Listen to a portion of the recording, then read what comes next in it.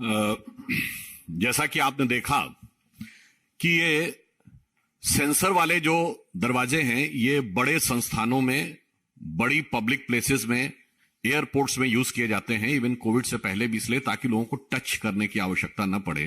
परंतु आपने देखा यहां तो बहुत बेहतरीन तरीके, इसका आप गहरा राजनीतिक अर्थ समझिए कि किसी चीज को टच नहीं करते, फाइल को टच नहीं करते, सब रिमोट से चलाते हैं।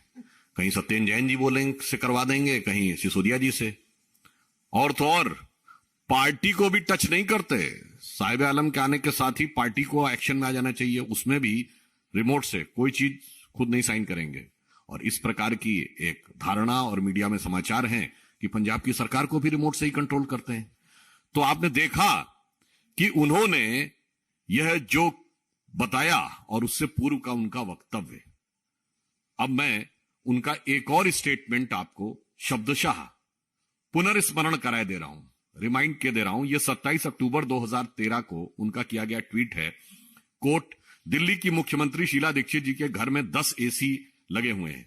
मैंने सुना है कि उनके बाथरूम में भी एसी लगा है। कौन भरता है उनके एसी का बिल? मैं और आप भरते हैं। आगे गौर फरमाइएगा, मेरा तो कलेजा कांप उठता है यह सोचकर कि जब दिल्ली की 40% जनता झुग्गियों में रहती है तब कोई मुख्यमंत्री कैसे आलीशान घर में रह सकता है, अनकोट। शायद ऐसे ही लोगों के लिए वह पंक्ति लिखी गई है कि विद्युत की इस चकाचौंध में देख दीप की लौ रोती है, अरे हृदय को थाम महल के लिए झोपड़ी बली होती है। और आपने देखा कि मुफ्त की चीजें दिखाकर खुद क्या हासिल किया है।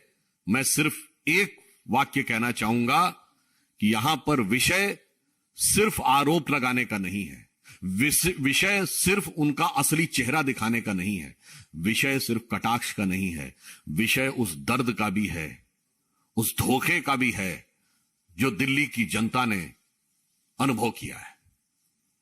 क्योंकि दिल्ली की जनता ने एक विश्वास किया था उन बातों के ऊपर, और मुफ्त के नाम पे देने के संदर्भ में अगर मैं ये कहूं कि मुफ्त में उन्होंने सबसे बड़ा धोखा दिल्ली की जनता को दिया है तो यह गलत नहीं होगा, जिसे हम एक पंक्ति में कहें कि धोखे की यही खासियत होती है जनाब कि यकीन के साथ अक्सर मुफ्त में मिल जाता है। तो मुफ्त में उन्होंने कुछ और दिया हो ना दिया हो, मगर दिल्ली की जनता के विश्वास को अवश्य छला है। तो हम सिर्फ यह कहना चाहते हैं कि अब जब मीडिया के माध्यम से आपके घर के द्वार खुलकर सामने आ रहे हैं और किसी को हाथ लगाने की भी जरूरत नहीं है, जाने के साथ ही खुल जाएंगे, तो मेरा मानना है कि पारदर्शी, शुचितापूर्ण नई राजनीति जैसे छलावे को देने वाले केजरीवाल जी कृपया मीडिया को और अन्य लोगों को जाने के लिए छोड़ दीजिए ना।